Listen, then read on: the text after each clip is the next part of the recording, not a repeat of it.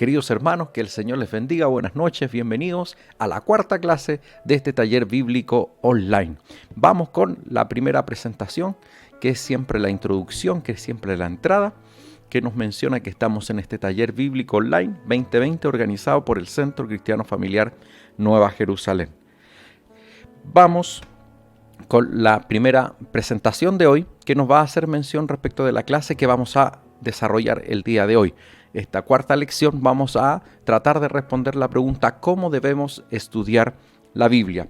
Pero antes vamos a hacer un breve repaso, un breve resumen, bien, súper compacto, yo creo que un minuto y medio, de lo que hemos visto hasta acá en las tres clases anteriores. En la primera lección tratamos de responder qué es la Biblia, y dijimos que la Biblia es la colección de los libros inspirados y conocimos sus principales divisiones. En la segunda lección, y también en la tercera, respondimos cómo nos llegó la Biblia. La Biblia es la consecuencia de la inspiración divina. ¿Se acuerda que definimos inspiración divina? Acto a través del cual Dios mueve al hombre a registrar la revelación, a escribir la revelación. Entonces la Biblia es la consecuencia de la inspiración divina. Sobre los hagiógrafos, ¿quiénes son los hagiógrafos? Los escritores sagrados, eso significa geógrafo, escritores sagrados, los que escribieron la Biblia, los autores de los libros de la Biblia. Y también es la selección, y vimos también la selección canónica de ambos testamentos, es decir, el proceso en el cual se determinaron qué libros iban a ser canónicos y cuáles no. La semana pasada, ya a última hora, mencionamos algunos evangelios que no son canónicos, mencionamos algunas epístolas que no son canónicas. Algunos evangelios, más que evangelios, hay algunas muy buenas epístolas, incluso de los padres de la iglesia. ¿Se acuerda que mencionamos a los padres de la iglesia? Los padres apostólicos también se les llama, que son esa generación que siguió a los apóstoles. Una vez que ya los apóstoles no estaban, la generación que siguió no se consideraron dignos de ser llamados apóstoles porque no cumplían con algunos requisitos que nos menciona la Biblia en alguna ocasión. Vamos quizás a hablar de eso. Y ellos se hicieron llamar a sí mismos, la gente también les comenzó a llamar los santos padres apostólicos. Así le llamaban a esta nueva generación. Y hay algunas muy buenas epístolas al respecto y las vimos la semana pasada, la mencionamos. Yo le invito a repasar este video que está ya en YouTube para que pueda volver a escuchar esa lección. Y al final de la lección vimos algunos escritos del primero y segundo siglo de la era cristiana, y incluso algunos más tardíos, que venían a avalar la canonicidad de los evangelios, de los 4 evangelios y de las epístolas en el caso del Nuevo Testamento. Entonces hay algunos escritos muy interesantes ahí, como la epístola de Clemente de Roma, de San Ignacio también. Entonces hay bastante literatura importante, pero que también debemos guardar las proporciones que no están al nivel de la escritura sagrada. Usted dice, pastor, ¿será bueno leer esos escritos? Claro que sí. Pero primero manejemos bien la palabra de Dios, primero manejemos bien lo que es realmente más importante, que es la palabra canonizada, que son los escritos considerados por todos inspirados, y después que manejemos eso, nosotros vamos a tener ese bagaje, ese discernimiento y ese conocimiento para poder leer otro tipo de literatura, recoger lo bueno y desechar lo malo. ¿Por qué hice mención de las epístolas? Porque hay algunos evangelios también por ahí dando vuelta, pero la verdad es que de los evangelios no se rescata mucho. No así de la epístola, que hay buenas epístolas, pero de los evangelios no se rescata mucho, porque principalmente son más bien fantasiosos, por comentarle algo nomás. Me estoy extendiendo un poquito en el resumen, pero por comentarle algo nomás. Hay un evangelio de la infancia de Jesús, el Evangelio de la Infancia de Jesús, que lo mencioné yo en un libro que les mostré la semana pasada. Y ese Evangelio habla acerca de que Jesús, cuando era niño, se enojó con unos niños, y se enojó tanto que uno de ellos murió, y el Señor luego lo resucitó. Ese mismo evangelio dice que Jesús jugaba con barro y hizo unas palomas de barro, y que de repente las palomas cobraron vida y salieron volando. Son evangelios muy fantasiosos. Eso solamente como un ejemplo. Entonces no tiene ese nivel de fe, ese nivel moral, ese nivel doctrinal que tienen los evangelios que usted y yo tenemos en nuestra Biblia. Así que eso estuvimos viendo en la segunda y la tercera clase. La segunda vimos el canon del Antiguo Testamento, la tercera vimos el canon del Nuevo Testamento. Vamos entonces ahora sí con la lección del día de hoy, que dice cómo debemos estudiar la Biblia. Y para responder esa pregunta, vamos a ver primero lo que debemos hacer. Aquí dice debemos estudiar responsablemente cada libro de la Biblia. Cada libro de la Biblia. A veces somos buenos para estudiar desordenadamente. Leemos un poquito allá, un poquito acá. Sería bueno que hiciéramos un régimen de estudio y que pudiésemos leer una obra en particular. Yo generalmente a aquellas personas que quizás no tienen un buen ritmo de lectura, les sugiero ir con una epístola y estudiarla bien. Y ojalá sea una epístola cortita, pero estudiarla bien ahí, al hueso. Entonces debemos estudiar responsablemente cada libro de la Biblia. Y como primer punto del día de hoy, vamos a decir que necesitamos tener en cuenta las siguientes consideraciones. Necesitamos tener en cuenta las siguientes consideraciones. La primera consideración, por favor, escuche bien esto, porque a veces como evangélicos, como cristianos, como hijos de Dios, que a veces de buena fe amamos la Biblia, pero se nos escapan estas cosas. Como primera consideración, decimos que la Biblia no es un libro de ciencia. La Biblia no es un libro de ciencia. No vamos a encontrar detalles científicos en la Escritura, ni de la creación del universo, ni de la creación del hombre. No vamos a encontrar detalles científicos. Por ahí quizás podemos pillar una luz, un atisbo de algo, por ponerle un ejemplo así como algo interesante. Fíjese que el libro de Job, aun cuando se sitúa por ahí por el 500 aproximadamente antes de Cristo, en su composición, en su arreglo, muchos dicen que su origen, que la razón histórica, porque una cosa es cuando se escribió y otra cosa es cuando tuvieron lugar los hechos. Y se dice que los hechos tuvieron lugar muy, muy antiguamente, incluso antes de los patriarcas. Y curiosamente, en el libro de Job se dice que Satanás venía de rodear la tierra. Curioso. No es que vamos a hacer una doctrina de esto ni nada por el estilo, pero igual hay una nota curiosa porque el concepto de la tierra redonda aparece con mucha posterioridad, con Colón, el huevo de Colón, y hay otro científico que no quiero tirar el nombre, que lo tengo aquí pero no estoy seguro, entonces no quiero tirar el nombre de ese científico. Entonces, que postularon de que la Tierra en realidad era redonda, y a este científico incluso la misma iglesia lo hizo retractarse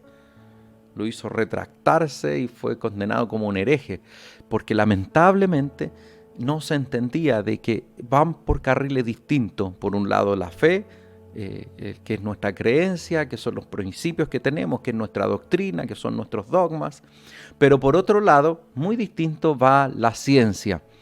Y no necesariamente tienen que contradecirse, pero no necesariamente tampoco tienen que estar de la mano como muy buenas amigas.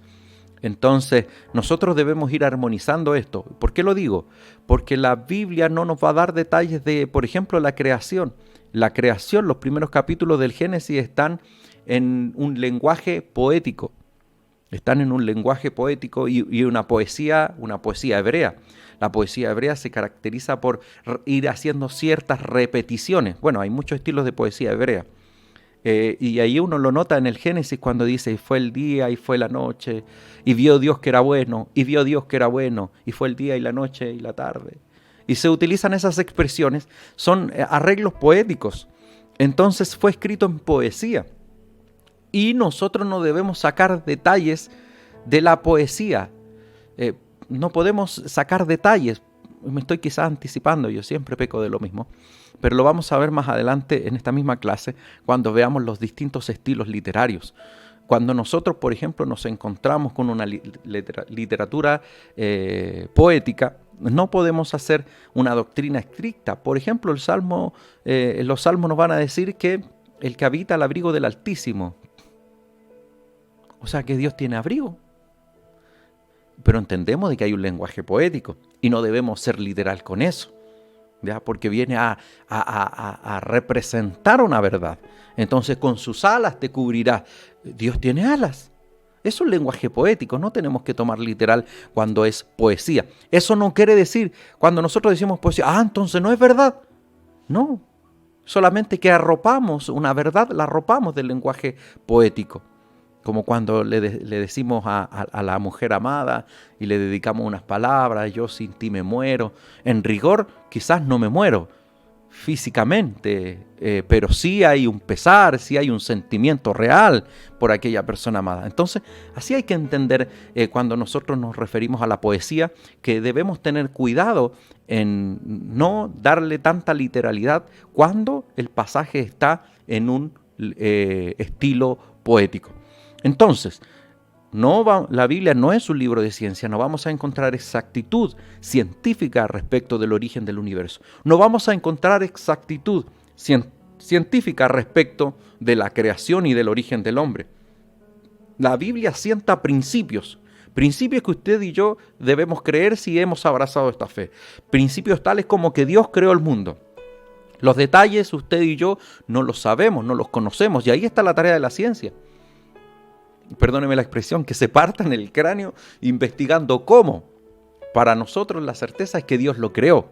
Ellos se preguntan el cómo. Y está bien, es un ejercicio intelectual, es un ejercicio propio de la ciencia, porque la ciencia no va a decir, no, que esto pasó así, ¿por qué? Por fe. No, los de la fe somos nosotros. Ellos tienen que buscar las evidencias, ellos tienen que hacer que sus ecuaciones cuadren.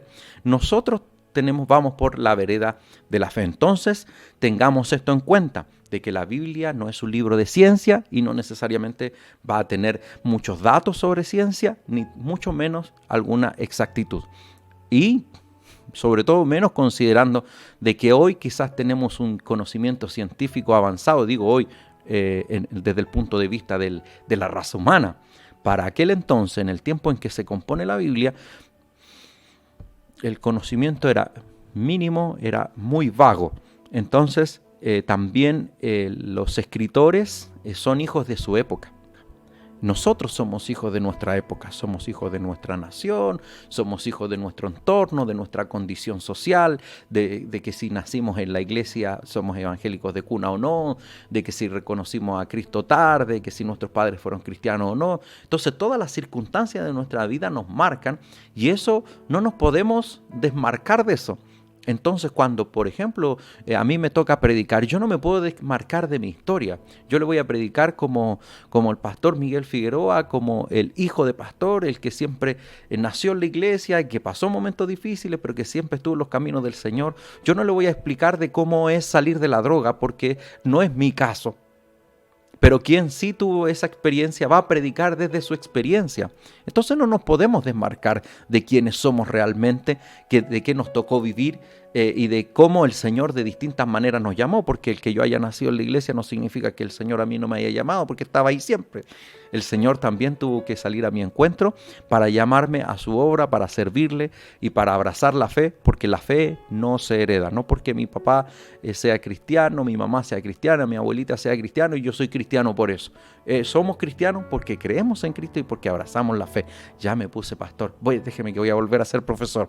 La Biblia entonces no es un libro de ciencia y el siguiente punto, la Biblia tampoco es un libro de historia. Pero ¿cómo, pastor? No es un libro de historia. Hay algunos datos históricos, claro que sí. De hecho, la Biblia aporta bastantes datos a la historia universal. Hay cosas que quizás no sabríamos con certeza si no fuera por los registros bíblicos. Pero la Biblia no es un libro de historia. Contiene algunos pasajes donde hay historia, contiene también la historia como género literario. Pero no tenemos que pedirle exactitud histórica a la Biblia porque no es ese su fin. Su finalidad no es entregar un libro de cronología de los acontecimientos de principio a fin, con detalle, fecha, hora, lugar. No, la Biblia va a recoger y los escritores sagrados recogen aquellos acontecimientos que para esa obra, que para ese propósito, les son necesarios. Y es por eso que le voy a poner solamente un ejemplo. En los evangelios, en el Evangelio de Mateo, capítulo 5 en adelante, está la bienaventuranza y viene el sermón del monte, que son una serie de enseñanzas. Jesús y el dinero, Jesús y las mujeres, Jesús y el divorcio, Jesús y una serie de enseñanzas.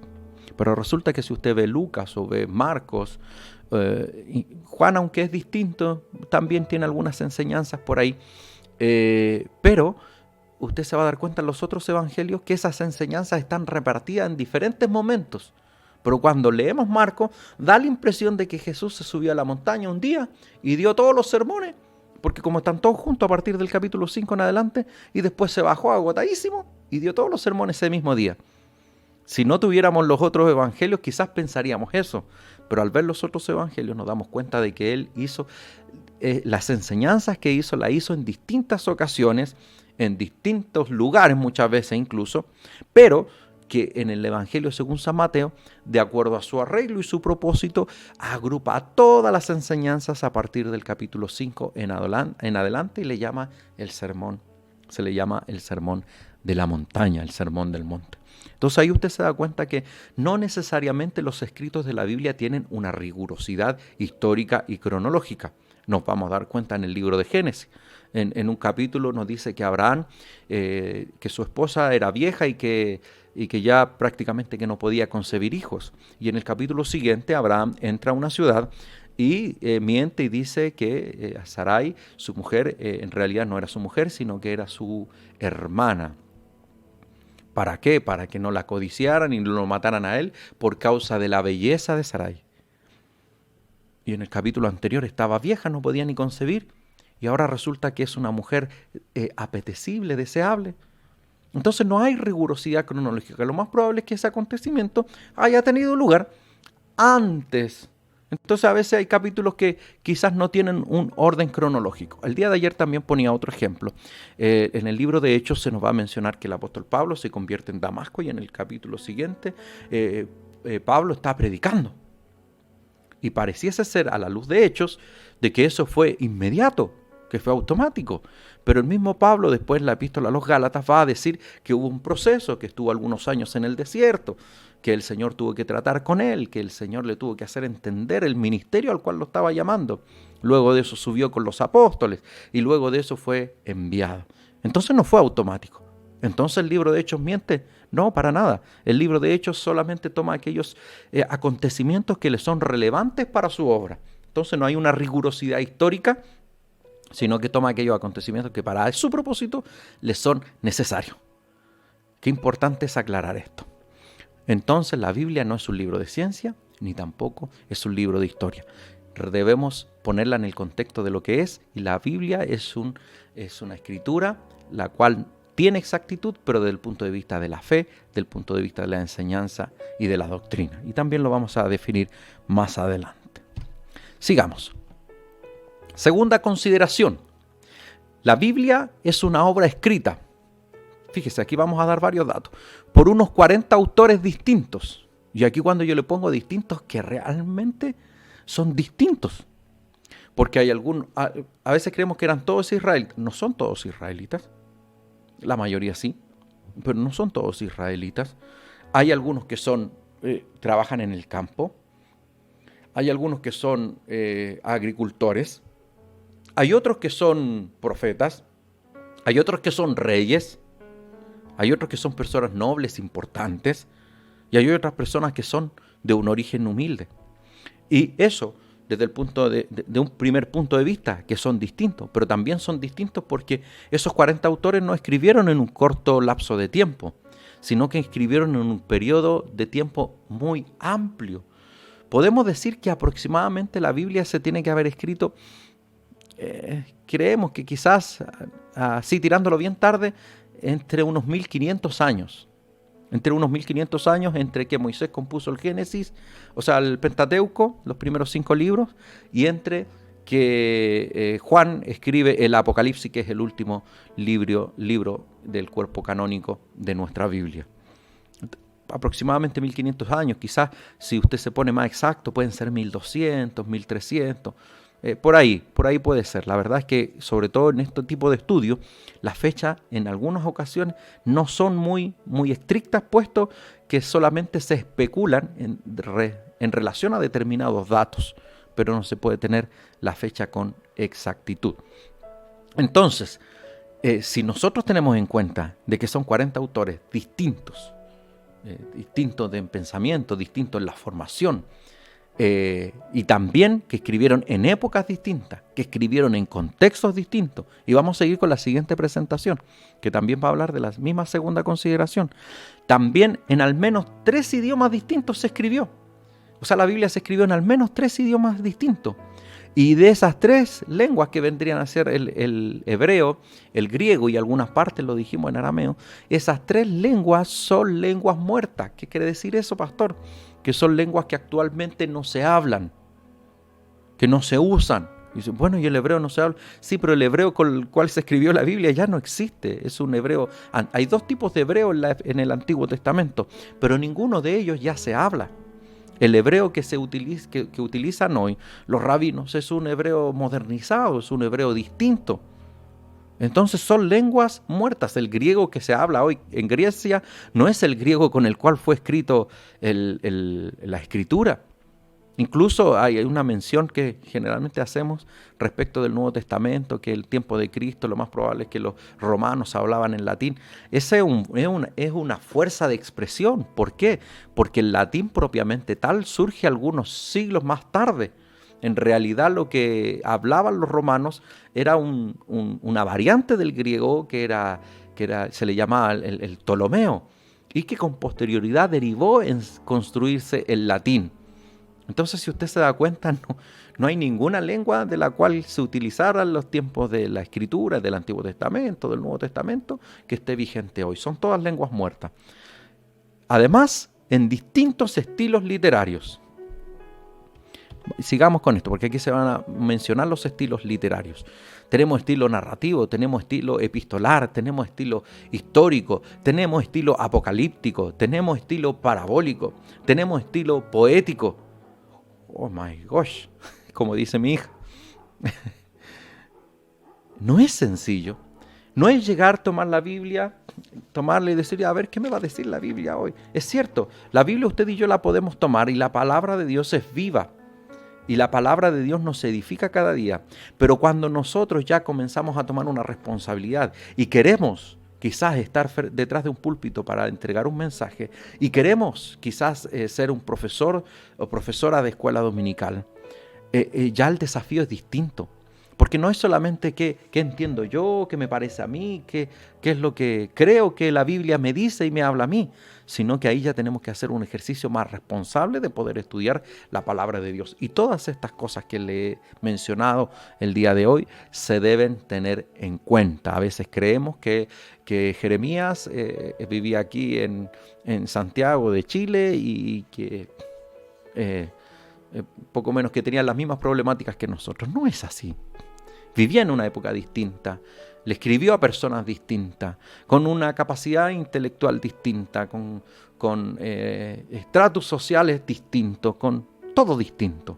Entonces por eso es que nosotros debemos estudiar con responsabilidad las Escrituras y no llegar y decir, aquí significa esto. No. Debemos hacer un ejercicio responsable. No sé si se acuerdan de la primera clase cuando dijimos los objetivos, que era propiciar, no me acuerdo literalmente, pero era propiciar el estudio responsable y constante de las Escrituras. Ese concepto de responsable es poder tener en cuenta muchos factores al momento de estudiar la Biblia, factores que estamos mencionando. Entonces, con todos estos antecedentes, usted y yo debemos estudiar la Biblia con responsabilidad, con cuidado, con criterio. Vamos con la tercera consideración. La Biblia es inspirada por Dios y creemos en su inefabilidad e inerrancia en cuanto a fe se refiere. En la mañana yo estaba diciendo eso y mi señora dijo, ¿qué dijiste? Y yo me estaba preparando, estaba haciendo las presentaciones. ¿Qué dijo? Que la Biblia es inspirada por Dios y creemos que es inefable e inerrable en cuanto a fe se refiere.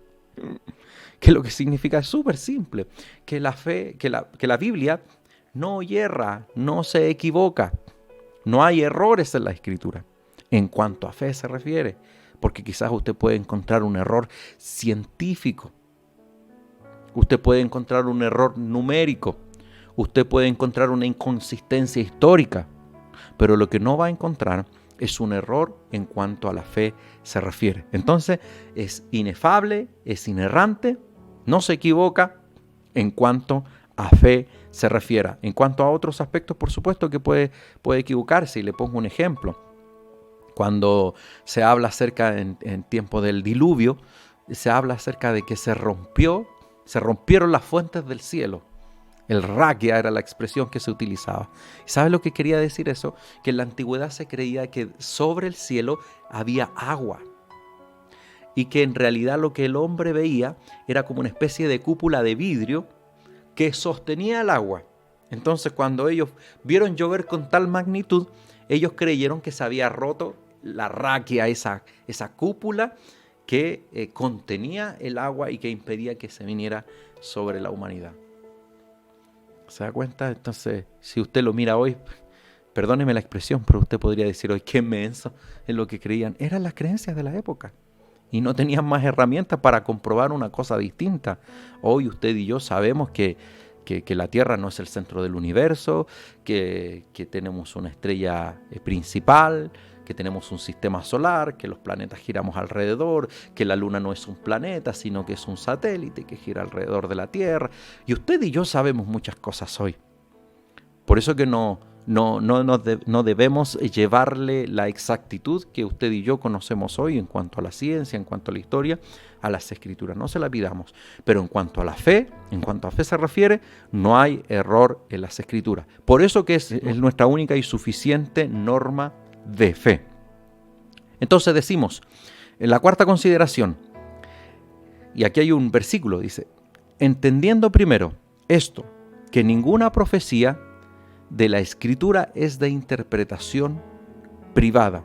Ninguna profecía de la Escritura es de interpretación privada. Segunda de Pedro capítulo 1, versículo 20, versión Reina Valera del 60. Y aquí va la definición. Las Escrituras no deben ser de interpretación particular, pero sí podemos y debemos examinarlas libremente. ¿Cómo es eso, pastor?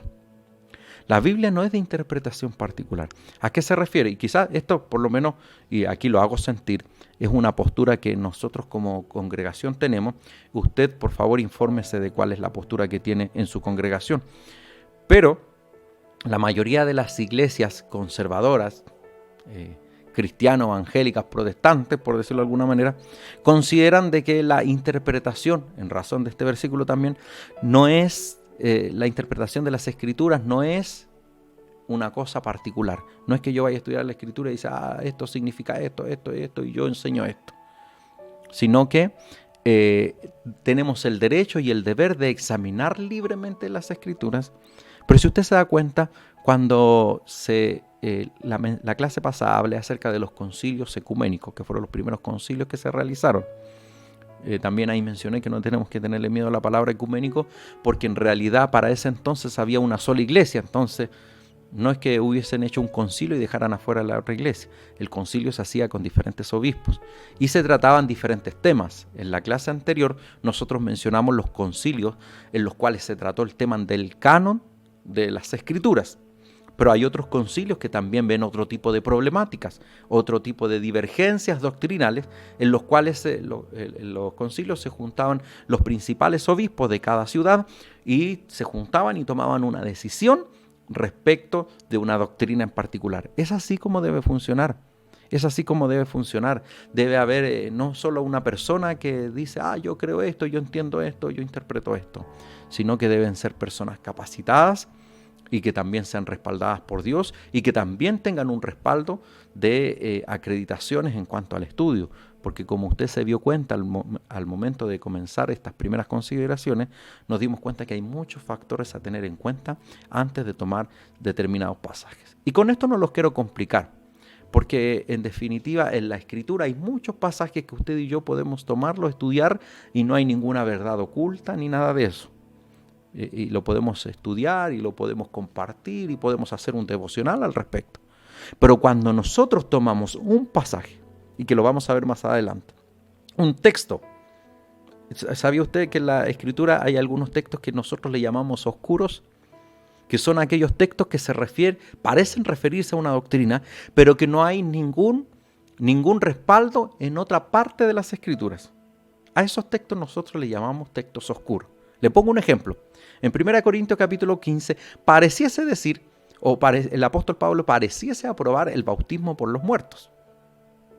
Cuando Pablo está defendiendo la resurrección y dice, ¿qué pues harán entonces aquellos que se bautizan por los muertos? Y de ahí los mormones se toman y se bautizan por los muertos. ¿Cómo lo hacen ellos? Ellos se bautizan, son mormones, creen en la fe, y después de eso se comienzan a bautizar incluso por los familiares que están muertos para que se salven. ¿Y de dónde sacan eso los mormones? De este pasaje, de este texto oscuro, del cual no encontramos ninguna otra evidencia. Al contrario, hay muchos otros pasajes que vienen a refutar esto que el apóstol Pablo hace solamente mención, ni siquiera está dando una enseñanza de. El apóstol Pablo está hablando de la resurrección y hace solamente una pregunta respecto de una práctica que algunos hacían y que también se malentiende, porque al parecer los cristianos antiguos cuando se bautizaban hacían memoria de aquellos quienes le predicaron.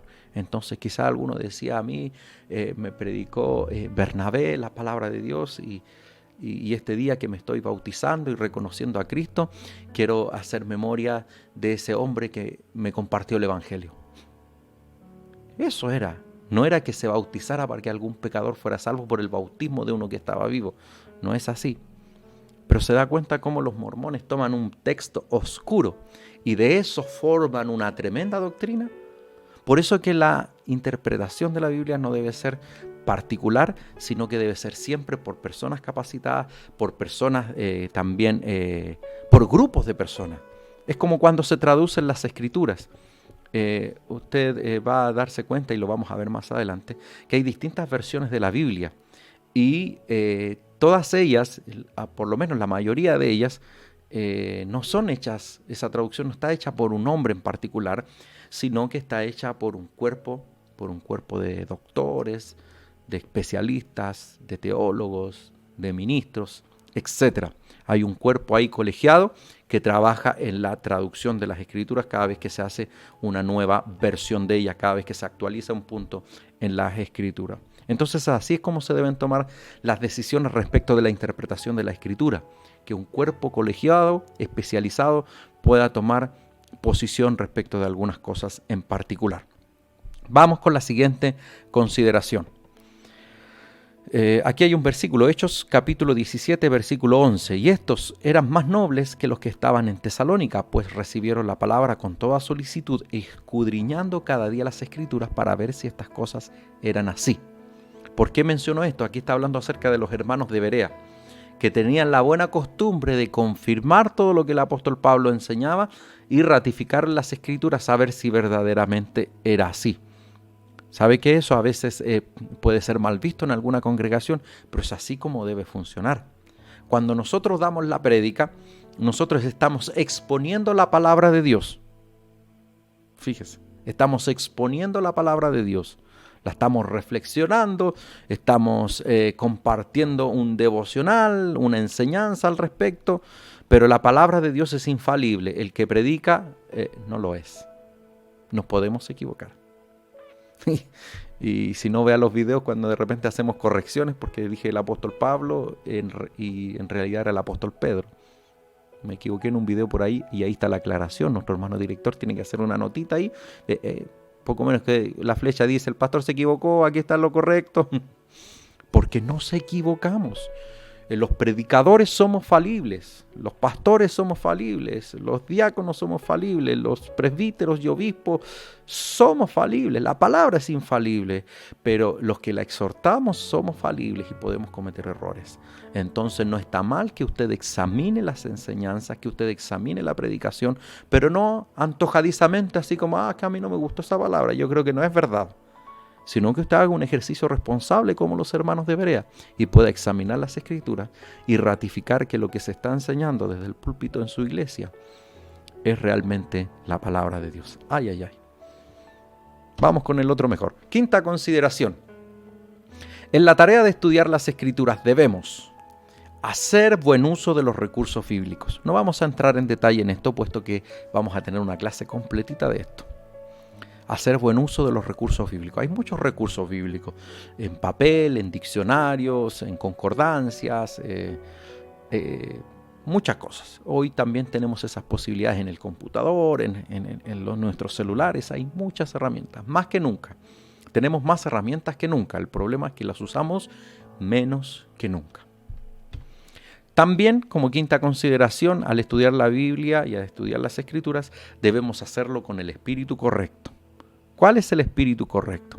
El espíritu correcto es para conocer más de Dios, el espíritu correcto es para capacitarnos y bendecir a otros, porque también están los que dicen, yo voy a estudiar, me voy a inscribir en el taller para rebatir las enseñanzas de mi pastor. No ese es el espíritu correcto. La palabra no es para contender en vanas discusiones que no llevan a nada, que no edifican a nada, lo va a decir su palabra. Entonces a veces hay quienes, y perdóneme esta expresión, y quiero ser un poquito autorreferente, aun cuando a mí me falta mucho por alcanzar, se lo decía el hermano director. El hermano director me decía, ¿cómo le ponemos ahí al link? Le ponemos profesor, le ponemos pastor docente. Yo dije, póngale pastor nomás. Porque aunque quizás el Señor me ha permitido estudiar varios años y prepararme bastante en cuanto a la enseñanza bíblica, y gracias doy a Dios por ello, no lo menosprecio, porque eso me permite poder estar, por ejemplo, hoy compartiendo esta enseñanza con usted. Pero también debo decir al respecto que no muy lejos de nuestro entorno hay muchas personas muy preparadas y algunos de ellos mucho más preparadas que yo. Entonces, aun cuando no quiero ser autorreferente, lo decía, sí, verdaderamente estoy preparado en algunas áreas, pero hay otros que están mucho más preparados. Pero ¿sabe por qué le hago comentario de esto? Porque a veces hay personas que estudian un mes, que toman un taller, o que ven un video en YouTube, o que encuentran una página en Google, y ya se creen la autoridad teológica de la iglesia, y rebaten las enseñanzas de todos los predicadores, del pastor. Ya para ellos el pastor es una persona incauta, neófita, por decirlo elegantemente, en cuanto a las Escrituras. Entonces, el espíritu debe ser el correcto. Si usted está estudiando la palabra de Dios y está en este taller porque quiere conocer más la palabra de Dios, es para que su vida sea edificada, es para bendecir a su entorno, es para hacer una mejor escuela dominical, es para ser un verdadero y un mejor apoyo para su pastor.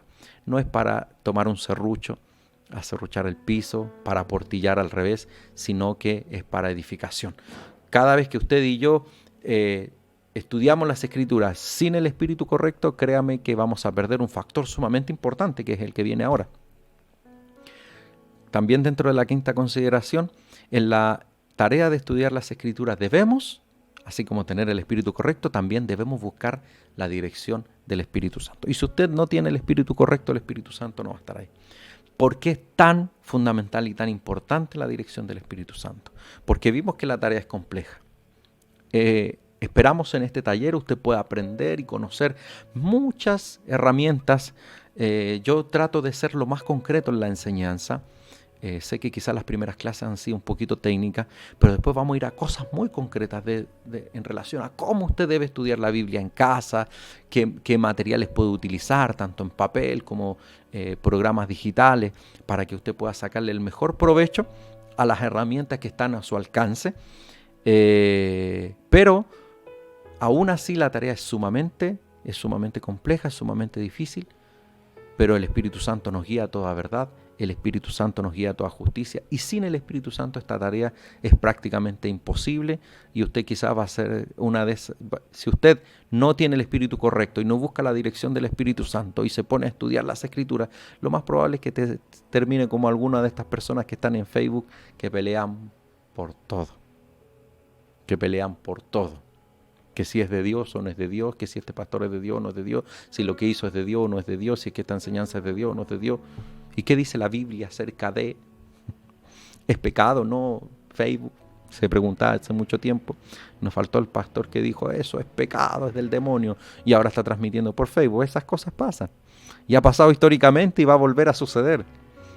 Entonces, debemos tener el espíritu correcto y buscar la dirección del Espíritu Santo. De otra manera, más que bendición, quizás podremos convertirnos en piedra de tropiezo para los que están a nuestro alrededor, para nuestra congregación y para nuestra tranquilidad espiritual misma. Así que, a estudiar. Si usted está con el espíritu incorrecto y usted está en este taller para aportillarle a su pastor, por favor, cancele su suscripción. Le devolvemos su matrícula. De verdad que no hay matrícula. No le devolvemos nada entonces. Esta instancia es para que usted estudie con el espíritu correcto y busque siempre la dirección del Espíritu Santo, que es el mejor profesor que usted y yo tenemos. Vamos con el siguiente punto. Vimos el primer punto, que era bien largo, eran varias consideraciones. Ahora vamos con el segundo punto. Dice, debemos investigar los siguientes antecedentes del libro o epístola que estudiaremos. Los siguientes antecedentes. Primero, ¿quién es el autor? ¿Cuál es su nacionalidad? ¿Cuál es su oficio? ¿En qué época vivió y escribió? Recuerde que yo le dije, somos hijos de nuestra época, somos hijos de nuestro país. No va a escribir lo mismo una persona que era agricultor a aquella persona que era un rey. En cuanto al autor, todos estos antecedentes que acabamos de mencionar nos ayudarán a entender el porqué de las expresiones, énfasis e interés del texto. Entonces, cuando nosotros sabemos quién es el autor, entendemos por qué. Cuando nosotros vemos las epístolas paulinas y vemos a profundidad doctrinal, y después nos vamos enterando de que el apóstol Pablo, quien fuera Saulo de Tarso, como dicen los judíos, Saulo de Tarso, era un hombre preparado, era un hombre instruido, pero no solamente en el área griega, sino que también en el área helenística, en el área griega. Perdón, no solamente en el área judía, en el judaísmo, sino que también en el área griega, porque era de Tarso, y Tarso era una ciudad principal, intelectual, que tenía las mejores universidades, junto con Atenas, eran las principales ciudades desde el punto de vista intelectual, y de ahí venía Saulo. Entonces estudió en las principales universidades, conocía griego, sabía romano. Algún día hablaremos de por qué Pablo tenía la ciudadanía romana, qué posibilidades hay ahí, qué teorías hay al respecto. Entonces conocer al autor nos va a servir para poder entender mejor el escrito que vamos a estar leyendo.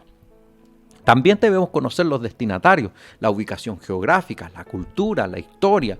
Y aquí yo lo puse en corto, pero la política, su práctica, su religión, todo converge para poder entender de mejor manera. Por eso el apóstol Pablo escribe, se encuentra con algunas problemáticas en Corinto y son distintas en Tesalónica. Y cuando escribe a Éfeso es distinta la problemática, la circunstancia, etc. Entonces, son quizás detalles que vamos a ir viendo con posterioridad en mayor profundidad. Ahora solamente los estamos mencionando.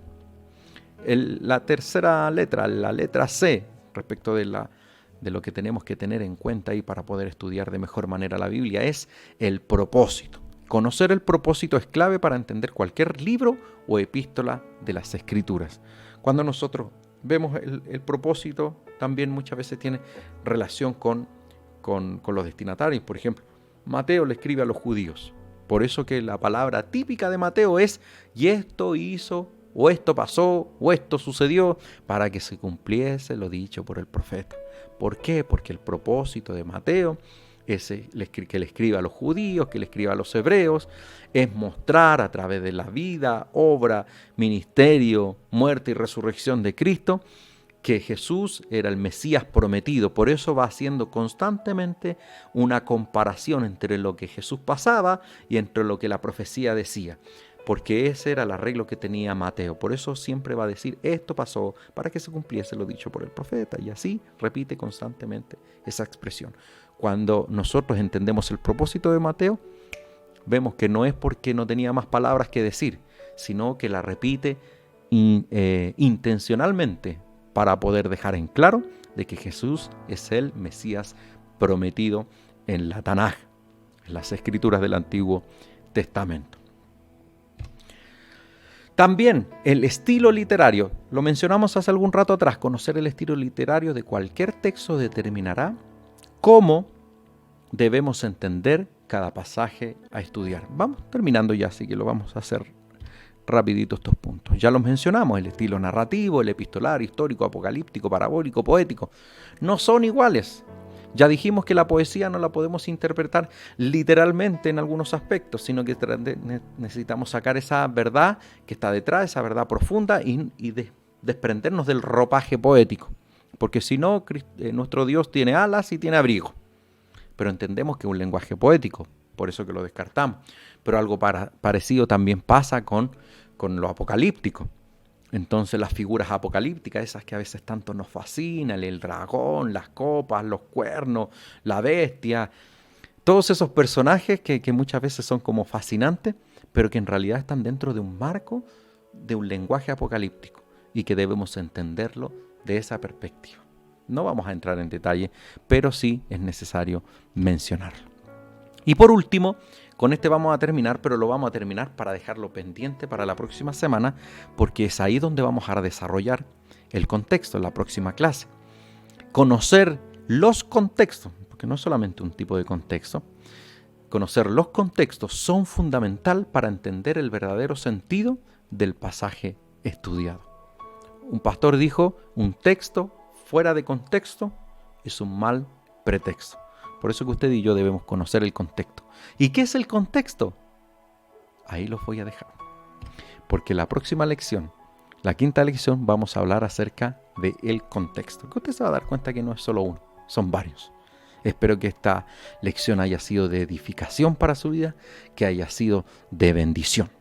Mis queridos hermanos, que el Señor les bendiga grandemente y los espero la próxima semana, lunes a las 9 de la noche, para poder seguir con nuestra quinta clase de El Contexto en este taller bíblico. Que el Señor les bendiga. Buenas noches.